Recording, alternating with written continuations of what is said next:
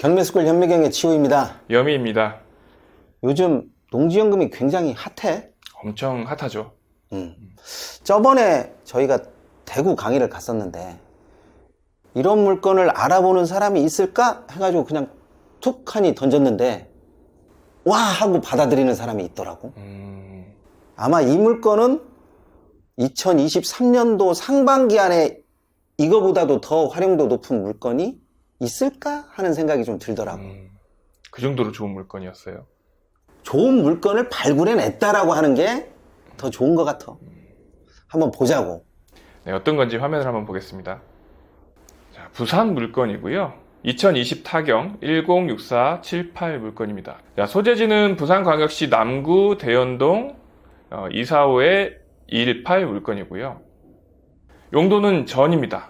153제곱미터고 46평 정도 되는 물건이고, 감정평가가 9,200만 원인데 1,500만 원까지 내려갔어요. 엄청 많이 빠졌죠. 17%니까. 이 이야기를 뒤바꿔서 얘기하면 9,200만 원 정도 되는 물건이 1,500만 원대까지 떨어질 때까지 저 물건의 가치를 알아보는 사람이 없었다는 얘기 하잖아. 그렇죠. 그렇다고 볼 수 있죠. 또는 엄청난 하자가 있다거나, 아니면 쓸모가 없다거나. 그렇죠. 자, 근데 화면을 보시면 아이고야. 2021년 6월부터 시작했는데 계속 유찰되다가 변경되고 유찰되다가 변경되고, 그리고 1년이 지난 2022년 6월에 드디어 첫 낙찰자가 나왔어요. 그런데 1,800만 원에 단독으로 낙찰을 받았는데 미납이 됐습니다. 돈을 안 냈다는 거죠. 그 상태에서 그 다음 회차에 한 분이 또 낙찰을 받으셨는데 또 미납이 됐고요. 그리고 이제 이 상태에서 저희가 2023년 1월에 대구에서 강의를 했는데, 그때 수강생들에게 소개를 했었는데 그 중에 한 분이, 수강생분이 낙찰을 받았습니다. 낙찰 금액도 좀 많이 썼어요. 그렇죠? 우리 치우님이 이거 낙찰 금액 한 10,000원만 더 쓰세요 그랬는데 무려 12만 원을 더 썼어요. 아니, 지금에 와서 12만 원 더 썼다는 게 뭐 큰 의미는 아니지만, 네. 문제는 이 사람이 어떤 관점을 가지고 또 어떻게 활용도 있게 쓰려고 했냐, 그게 핵심인 것 같아. 그렇죠. 네, 조금 더 보시겠습니다. 지목은 전이고요. 2종 일반 주거지역입니다. 2종 일반 주거지역이니까 농지증은 필요가 없고요. 그리고 현황은 토지 임야라고 되어 있고요. 토지 임야라고 되어 있는 거 보니까 경사도는 좀 있겠네요. 임야라고 보여지니까. 나무가 많이 있겠구나, 뭐 이 정도. 네, 그렇죠. 그리고 이제 이 부분을 보시면 이것 때문에 아마 많은 분들이 입찰을 좀 꺼려 했을 것 같은데, 뭐라고 써 있냐면 맹지이고 지목은 전이나 임야 상태이며 농지취득 자격증명은 제출할 필요가 없다. 그리고 불특정 다수인이 통행하는 등산로가 개설되어 있는 것으로 조사되었고, 개설된 등산로에 맨홀 및 배수구 등 시설물이 존재한다는 전 매수인의 주장이 있다. 그래서 관할 지자체에 사실조회를 한 결과 관리하는 시설물은 존재하지 않는다는 회신이 있다. 그리고 매수신청 보증금은 최저 매각 가격의 20%다. 여기에서 정말 많이 나오는 것들 중에 하나. 농지연금으로 쓰려고 하는데 맹지도 괜찮나요? 충분히 답이 됐지. 그렇죠? 그리고 2종 주거지역이기 때문에 농지증이 필요 없다는 건 엄청난 장점이야. 그렇죠. 엄청난 이득이죠. 그리고 배수구나 맨홀이 존재는 하나 주인이 없다는 얘기잖아. 그렇죠. 아무도 나오지 않고 있다는 거죠. 뒤바꿔서 얘기하면 내가 임의대로 처리해도 문제 발생의 소지가 없다라는 이야기잖아.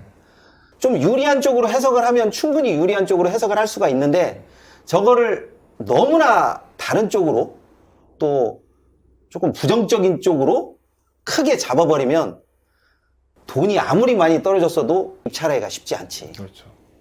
자, 지적도를 보시면 이렇게 아파트 단지가 보이고요. 아파트 단지에 붙어있는 여기 삼각형 모양의 전입니다. 이쪽은 임야로 되어 있고요. 여기만 전이네요. 야, 저런 임야 속의 전을 찾아내기도 쉽지 않겠다. 그렇죠.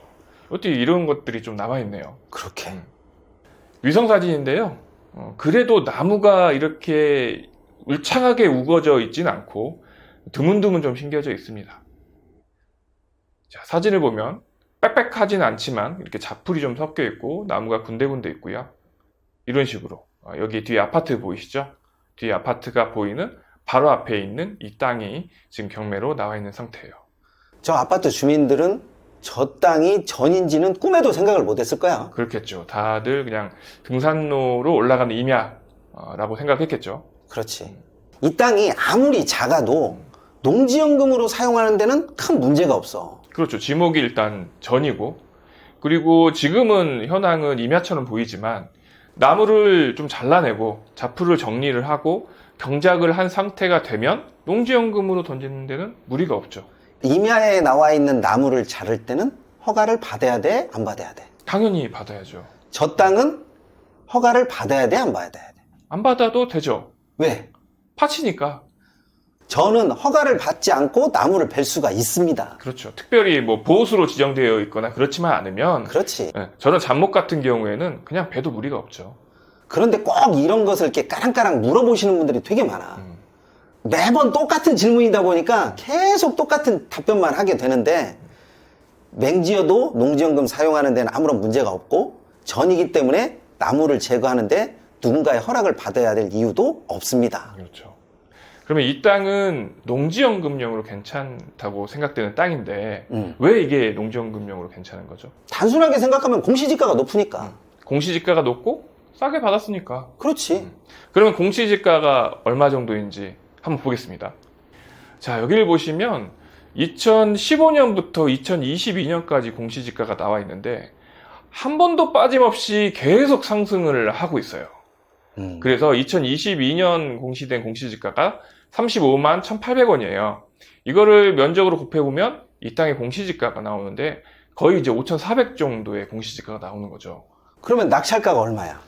아까 1,560 정도 됐었나요? 그러면 두세 배 이상의 공시지가 이득을 보는 건데 어떻게 활용할 수 없기 때문에 모든 사람들이 저 땅을 필요 없다라고 보는 거지, 활용도만 나오면 그렇죠. 굉장히 잘 받은 금액이잖아.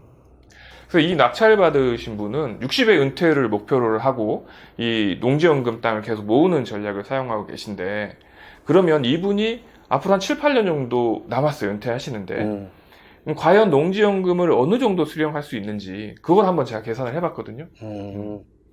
여기 화면을 보시면 지금 현재 공시지가를 제가 한번 넣어봤어요. 물론 7년, 8년이 지난 다음에 공시지가는 훨씬 많이 올라 있겠죠. 지금 전 페이지의 공시지가를 보면 10년 전하고 지금하고 비교해보면 거의 한 150% 이상 올라 있거든요. 그런데 저는 지금 현재 공시지가만 놓고 한번 계산을 해봤어요. 현재 공시지가를 놓고 계산을 했을 때도 수시 인출형으로 한다면 우리가 1,560만 원 낙찰받았잖아요. 1,300만 원을 한 번에 인출할 수 있다는 얘기예요. 그리고 매달 12만 7천 원을 받을 수 있고요. 만약에 그냥 그대로 농지연금 신청하면 매달 18만 원을 받을 수 있다는 얘기죠. 그리고 이렇게 기간 정액형으로 만약에 신청을 한다면, 요번에 20년형도 새로 생겼잖아요. 그렇지. 20년형도 63세부터 신청을 하게 되니까 거의 이 금액보다는, 이 두 금액보다는 더 많은 금액을 수령할 수 있는 거죠. 이게 농지연금을 딱 놓고 보면 종신정액형으로 에이 18만 원 이렇게 생각을 하는데, 만약에 이런 물건이 10개가 있다면 어떻게 되는 거야? 그렇죠. 이게 모아지는 거죠. 그렇지. 그러니까 농지연금은 단기적인 전략이 아니라 장기적인 전략으로 가야 되는데, 아이 저런 찌그만한 땅, 아이 저기 쓸모도 없는 땅, 저거 뭐해? 이렇게 생각을 하더라고. 그렇죠.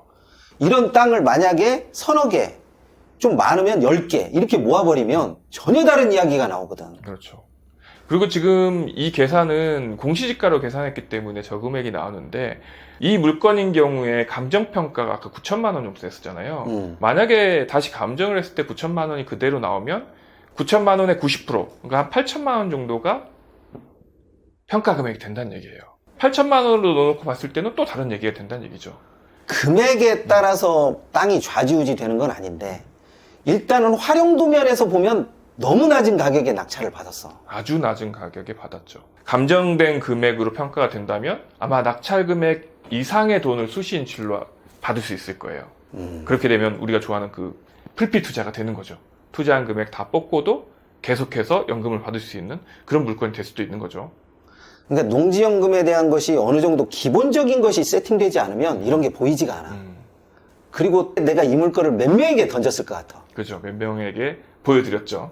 많은 사람에게 보여드렸는데도 다 똑같은 관점에서 보는 것이 아니기 때문에 누군가는 정말 좋다라고 생각을 하고 누군가는 저 사람이 왜 저러지? 나한테 왜 저런 물건을 말을 하지? 이렇게 생각하는 사람도 분명히 있었을 겁니다. 그리고 이 낙찰 받으신 분도 낙찰 받고 다른 분들한테 자랑을 하셨겠죠. 나 이런 거 낙찰 받았다고. 그 자랑을 받은 상대방은 뭐라 그랬을까요? 아마 욕을 한바자기 하지 않았을까? 너 사기당했다. 그렇게 얘기했겠죠. 사기. 이런 땅을 누가 낙찰 받으러 한 거야? 그 사람 사기꾼 아니야? 너 돈 날렸다. 이렇게 얘기했겠죠. 지금 이분이 곤충 키운데 농업인 되시려고요?